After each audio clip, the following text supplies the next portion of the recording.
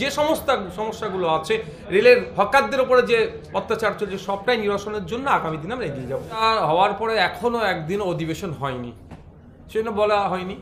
নিশ্চিতভাবে বিগত দিনে আমি ফেক ST/SC সার্টিফিকেট বাতিলের জন্য সোচ্চার হয়েছে, বিভিন্ন বিষয়ে কথা বলেছি, ওয়াকা প্রপার্টি থেকে শুরু করে আলিয়া বিশ্ববিদ্যালয় মাদ্রাসা শিক্ষা ব্যবস্থা থেকে শুরু করে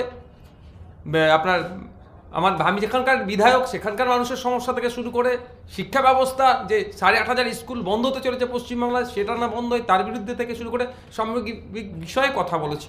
অবশ্যই আমি এই বিষয়ে আগামী সেশন যখন শুরু হবে একজন আইনসভার সদস্য হিসাবে, যেখানে আইন তৈরি হচ্ছে, আইনের সংশোধন হয়, সেখানে যাতে সরকারকে আইনের চড় মেরে কলকাতা হাইকোর্টের বিচারপতি যে রাস্তা দেখিয়েছে সেটা যাতে ঠিকঠাক পালন করে, দ্রুততার সাথে সার্ভে করে West Bengal backward class welfare যে অ্যাক্ট 1993-কে মান্যতা দিয়ে যাতে দ্রুত করা যায় তার কথা বলবো। শুধুমাত্র ছুটে সরকার সুপ্রিম কোর্টে চলে গেল, আমাদেরকে বুঝিয়ে দিল যে সুপ্রিম কোর্টে গিয়ে মামলা করেছি, গ্রামের মানুষদেরকে বলল যে না তোমাদের হয়ে মামলা সুপ্রিম কোর্টে করছি, সেটা করে সস্তার রাজনীতি করতে দেব না, যাতে করে মানুষ উপকৃত হয়। সেই জন্য আইনসভার মধ্যে চিৎকার করব, আর আইনসভার বাইরে যারা আমরা সাধারণ মানুষ আছি তাদেরকে নিয়ে চিৎকার হবে, এবং আইনি লড়াই কোর্টেও লড়া হবে।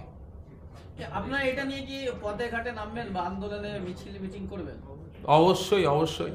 বিগত দিনে ইতিহাস দেখুন না, আর যে কটা আন্দোলন সংগঠিত হয়েছে বা ফল পাওয়া গেছে তার একাধিক টাইপ এর আন্দোলন হয়েছে, সেই আন্দোলনটাও আগামী দিনে হবে। আজকে যা সূচনা হয়েছে, আজকে যারা এসে উঠতে পারেনি, আমাদের ইমতিয়াজ সাহেব আছেন, অধ্যাপক রবিউল সাহেব আছেন, কামরুজ্জামান সাহেব ছিলেন, আরও যারা আছেন তাদের সাথে আলোচনা চলছে। আগামী দিনে তাদেরকে ঐক্যবদ্ধ করে আমরা আগামী দিনে পথেঘাট থেকে শুরু করে যেখানে যাবে সেই যে লেভেলের আন্দোলন আছে সে সবটা গণতন্ত্রকে মান্যতা দিয়ে প্রত্যেকটা লেভেলের আমরা পৌঁছাবো। দলগতভাবে কোনো আন্দোলন করবেন? দেখুন, দলীয় পার্টটা আলাদা, সেটা যখন আমার রাজ্য কমিটি বসবে সেটা আলোচনা হবে। এখানে আমরা উপস্থিত হয়েছি একটা কমন প্ল্যাটফর্মে। এখানে বিভিন্ন রাজনৈতিক দলের মানুষ আছেন, বিভিন্ন সমাজকর্মী আছেন, প্রফেসর আছেন, ডক্টর আছেন, আইনজীবীরা আছেন। এটা দলগত ঐক্যবদ্ধ হয়ে করছে। কোর্ট যে রায় দিয়েছে সেটা আমরা বুঝতে পারছি যে কোর্টের রাজ্য সরকারের কিছু দুর্বলতা ছিল, কিন্তু সাধারণ জনগণ এই রাজ্য সরকার যারা রেখেছে সেই মুসলিম জনগণ কি জাগবে তাদের এই অভিষেক নিয়ে? দেখুন, জাগানোর জন্যই তো আমরা এখানে আসলাম। আমাদের ইমতিয়াজ সাহেব কি বললেন বলুন তো, একদিকে AK-47 মিসাইল নিয়ে আসছে আর আপনি এখানে ফুল তরকারি গোলাপ নিয়ে থাকে, তার সাথে লড়াই করে পারবেন না। স্যার বললেন শিক্ষা জাতির মেরুদণ্ড, তো এখন আমাদের প্রতিটা গ্রামাঞ্চলে কিভাবে শিক্ষা কি আলো পৌঁছাচ্ছে, সেভাবে কি শিক্ষা কি এখনো আমরা আমাদের মাদ্রাসাতে বা আমাদের নিজের কমকে কি শিক্ষিত করতে পেরেছি?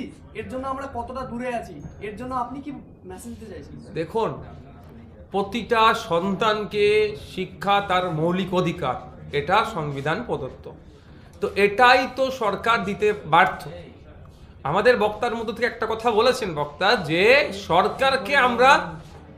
সরকারে আমরা নাই কিন্তু সরকারের কাছ থেকে চাইছি, ফলে আজকে শিক্ষা কেড়ে নিচ্ছে। আর একটা বক্তা কি বলেছেন, বাঁকুড়া একটা বাচ্চা যে শিক্ষাটা পেতে যতটা না কষ্ট করতে হচ্ছে, লালগোলার একটা বাচ্চা যতটা না কষ্ট করছে, শহরের বাচ্চারা তাদের সহজে অ্যাক্সেস হয়ে যাচ্ছে। এই বৈষম্যটা কাটানোর জন্য আর একটা এখান থেকে প্রস্তাব উঠেছে, শুধু OBC দিয়ে নয়, আমাদের আরও যে সামগ্রিক সমস্যাগুলো আছে, শিক্ষা, স্বাস্থ্য থেকে শুরু করে কর্মসংস্থান থেকে শুরু করে পরিযায়ী শ্রমিকদের থেকে শুরু করে গঙ্গা ভাঙন থেকে শুরু করে যে সমস্ত সমস্যাগুলো আছে, রেলের হকারদের উপরে যে অত্যাচার চলছে সবটাই নিরসনের জন্য আগামী দিনে আমরা এগিয়ে যাব।